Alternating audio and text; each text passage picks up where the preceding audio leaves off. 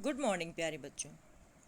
कल हमने हमारा पाठ 2 लाख की चूड़ियाँ प्रारंभ किया था, जिसमें हमने ये पढ़ा था कि लेखक गर्मी की छुट्टियों में अपने मामा के गांव जाते थे और वहाँ वह लाख की चूड़ियाँ बनाने वाले मनिहार बदलू के घर जाया करते थे।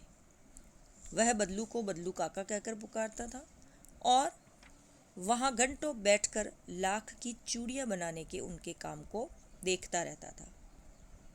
क्यों? क्योंकि उन्हें बदलू काका रंग बिरंगी लाख की गोलियाँ बनाकर देते थे।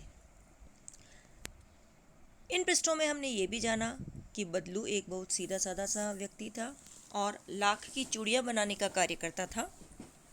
साथ ही ये भी हमें पता चला कि विवाह के अवसर पर जब वह वधू का लाख का जोड़ा बनाता था तो वह मन मांगे दामों को वसूलता था और उन चूड़ियों के बदले उसे वस्त्र, अनाज आदि बहुत सी चीज़ें भी मिल जाती थी।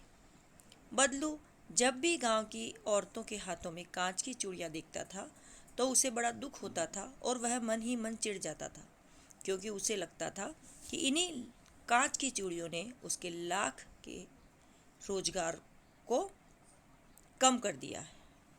अब हम इससे आगे के पृष्ठ पढ़ेंगे, तो खोलिए अपनी पुस्तक के पाठ लाख की चूड़ियों का पृष्ठ नंबर 8।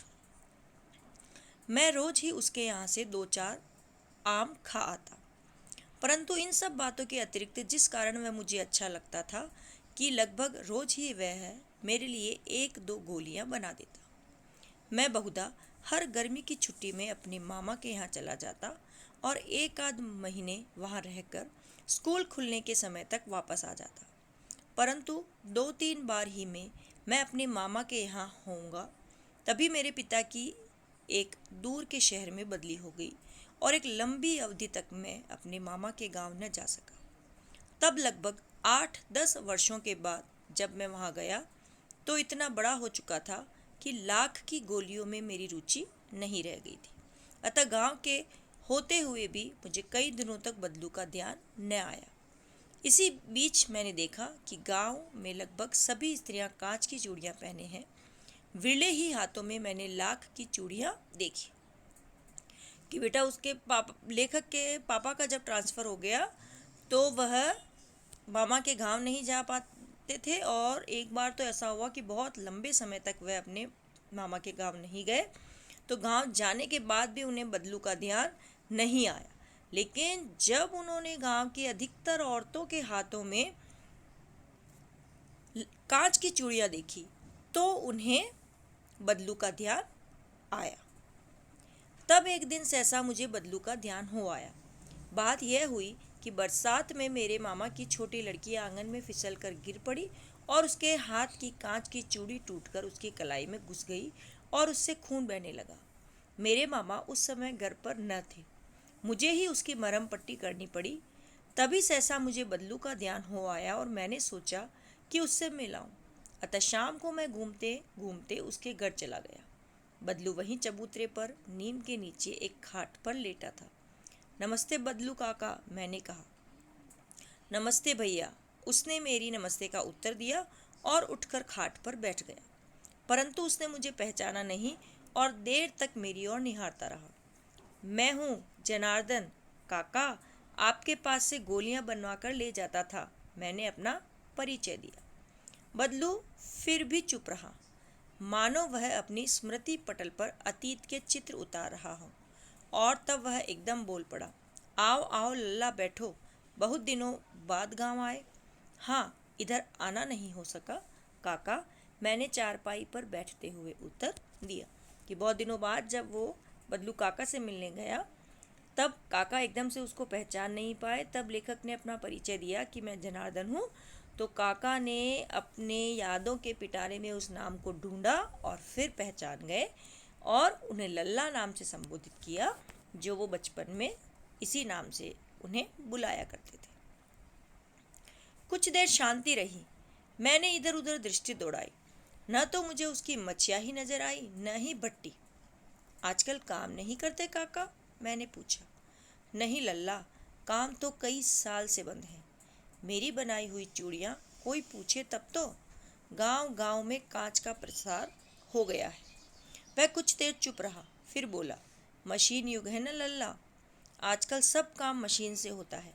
खेत भी मशीन से जोते जाते हैं, और फिर जो सुंदरता कांच की चूड़ियों में होती है, लाख की चूड़ी में कहाँ संभव है। लेकिन कांच बड़ा खतरनाक होता है, बड़ी जल्दी टूट जाता है, मैंने कहा। लेखक ने ऐसा क्यों कहा? क्यों? क्योंकि उनके मामा की बेटी के हाथ में कांच गया था ना, तो उन्हें लगा कि वास्तव में खतरनाक होता है। नाजुक तो फिर होता है लल्ला। कहते कहते उसे खांसी आ गई और वह देर तक खांसता रहा। मुझे लगा उसे दमा है। अवस्था के साथ साथ उसका शरीर ढल चुका था। उसके हाथों पर और माथे पर नसें उभर आई थी। जाने कैसे उसने मेरी शंका भांप ली और बोला, दमा नहीं है मुझे, फसली खांसी है। यही महीने 2 महीने से आ रही है, 10-15 दिन में ठीक हो जाएगी। मैं चुप रहा। मुझे लगा उसके अंदर कोई बहुत बड़ी व्यथा छिपी है। मैं देर तक सोचता रहा कि इस मशीनी युग ने कितने हाथ काट दिए हैं। कुछ देर फिर शांति रही, जो मुझे अच्छी नहीं लगी। कि लेखक ने जब देखा आसपास का वातावरण, तो चूड़ियाँ बनाने की जैसी कोई भी स्थिति वहाँ पर नजर नहीं आई। तब लेखक ने पूछा कि आप चूड़ियाँ नहीं बनाते? तब बदलू काका ने कहा कि कांच की चूड़ियों के कारण मैंने कब से छोड़ दिया है, और अब मेरे पास कोई भी कार्य नहीं है। तब काका की इतनी बीमारी हालत देखकर बदलू को लगा कि उसके अंदर बहुत सारा दुख छुपा हुआ है, और फिर लेखक ने यह महसूस किया कि बढ़ते मशीनीकरण के कारण कितने लोग बेरोजगार हो गए हैं। आम की फसल अब कैसी है काका? कुछ देर पश्चात मैंने बात का विषय बदलते हुए कहा। अच्छी है लल्ला, बहुत अच्छी है, उसने लहर कर उत्तर दिया, और अंदर अपनी बेटी को आवाज़ दी, अरे रज्जो, लल्ला के लिए आम तो ले आ। फिर मेरी ओर मुखातिब होकर बोला, माफ़ करना लल्ला, तुम्हें आम खिलाना भूल गया था। नहीं नहीं काका, आम तो इस साल बहुत खाए हैं। वाह वाह, बिना आम खिलाए तुम्हें कैसे जाने दूंगा। क्यों? क्योंकि जब वो छोटे वहाँ पर आते थे, तब भी बदलू काका उसे 2-3 आम देते थे। तो जब लेखक ने आम की खेती के बारे में पूछा, तब भी उन्होंने अपनी बेटी को आवाज़ लगाई कि लल्ला को आम खिलाओ। मैं चुप हो गया। मुझे वे दिन याद हो आए जब वह मेरे लिए मलाई बचा कर रखता था। गाय तो अच्छी है ना काका? मैंने पूछा। गाय कहाँ है लल्ला, 2 साल हुए बेच दी, कहाँ से खिलाता। इतने में रज्जो, उसकी बेटी, अंदर से एक डलिया में ढेर सारे आम ले आई। यह तो बहुत है काका, इतने कहाँ खा पाऊंगा, मैंने कहा। वाह वाह, वह हंस पड़ा। शहरी ठहरे ना, मैं तुम्हारी उम्र का था तो इसके चौगुने आम एक बखत में खा जाता था। आप लोगों की बात और है, मैंने उत्तर दिया। अच्छा बेटी, लल्ला को 4-5 आम छाट कर दो, सिंदूरी वाले देना। देखो लल्ला कैसे हैं, इसी साल यह पेड़ तैयार हुआ है। रज्जो ने 4-5 आम अंजुली में लेकर मेरी ओर बढ़ा दिए। आम लेने के लिए मैंने हाथ बढ़ाया तो मेरी निगाह एक क्षण के लिए उसके हाथों पर ठिठक गई। गोरी गोरी कलाइयों पर लाख की चूड़ियाँ बहुत ही फब रही थी। बदलू ने मेरी दृष्टि देख ली और बोल पड़ा, यही आखिरी जोड़ा मैंने बनाया था जमींदार साहब की बेटी के विवाह पर। 10 आने पैसे मुझको दे रहे थे, मैंने जोड़ा नहीं दिया, कहा शहर से ले आ। मैंने आम ले लिए और खाकर थोड़ी देर पश्चात चला आया। मुझे प्रसन्नता हुई कि बदलू ने हार कर भी हार नहीं मानी। उसका व्यक्तित्व कांच की चूड़ियों की तरह न था कि आसानी से टूट जाए। कि बदलू की बेटी रज्जो जब आम लेकर आई और उसने बदलू को आम दिए, तब लेखक ने ये देखा कि बदलू की बेटी ने तो लाख की चूड़ियाँ ही पहन रखी है, और चूड़ियाँ बहुत ही सुंदर लग रही थी। उनको चूड़ियों की ओर देखते हुए बदलू काका ने देख लिया और फिर कहा कि ये जोड़ा उन्होंने जमींदार की बेटी के विवाह पर बनाया था, लेकिन पूरे पैसे न देने के कारण वह बदलू काका ने जमींदार को नहीं दी। क्यों?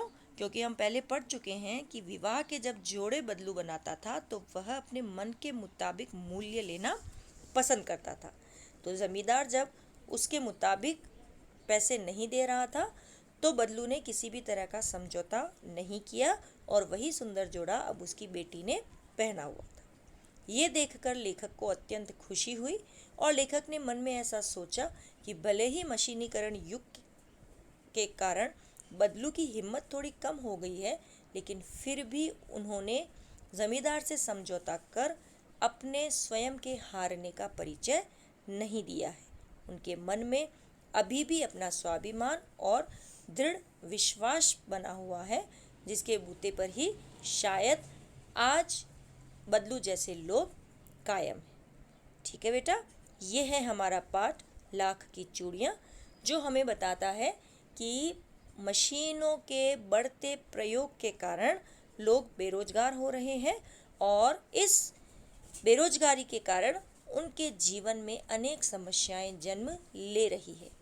उन समस्याओं के कारण कुछ व्यक्ति तो टूट जाते हैं बेटा, लेकिन कुछ व्यक्ति जिन नियमों पर सदैव चलते आए हैं उन नियमों पर बने रहते हैं और अपने स्वाभिमान को बचाए रखते हैं। आज के लिए इतना ही। इस पाठ को आपको पढ़ना है और इसके शब्दार्थ कॉपी में करने हैं।